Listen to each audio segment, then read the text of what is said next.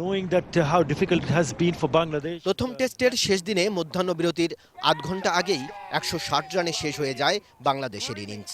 আহত মুশফিকুরের পক্ষে মাঠে নামা হয়নি। ফলে প্রথম ইনিংসের ৫৯৫ রানের সঙ্গে দ্বিতীয় ইনিংসে ১৬০, সব মিলে ২১৭ রানের টার্গেট দাঁড়ায় নিউজিল্যান্ডের জয়ের জন্য।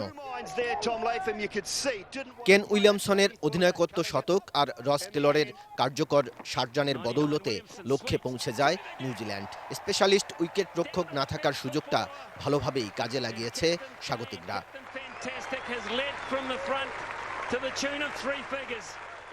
এর আগে ওয়েলিংটনে দিনের শুরুতে খালি হাতেই ফেরেন প্রথম ইনিংসে ডাবল সেঞ্চুরি করা সাকিব। তবুও প্রত্যাশা ছিল মুমিনুল ও মুশফিকুরের ব্যাটে, কিন্তু হতাশ করলেন মিস্টার 50। ফিরলেন মাত্র 23 রানে। এরপর আবারও সেই ইনজুরির কবলে বাংলাদেশ। ৪২.৫ ওভারে মাথায় আঘাত পান মুশফিকুর। মুশফিকের ব্যাট থেকে আসে 13 রান।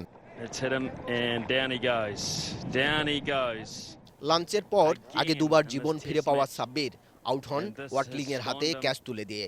যদিও এর আগেই তুলে নেন ক্যারিয়ারের তৃতীয় অর্ধশতক। এদিকে দ্বিতীয় ইনিংসে চোট নিয়ে দ্বিতীয়বারের মতো ব্যাট করতে নামেন ইমরুল, কিন্তু দলকে পরাজয়ের হাত থেকে বাঁচাতে পারেননি তিনি। ৩৬ রানে অপরাজিত থাকেন ইমরুল।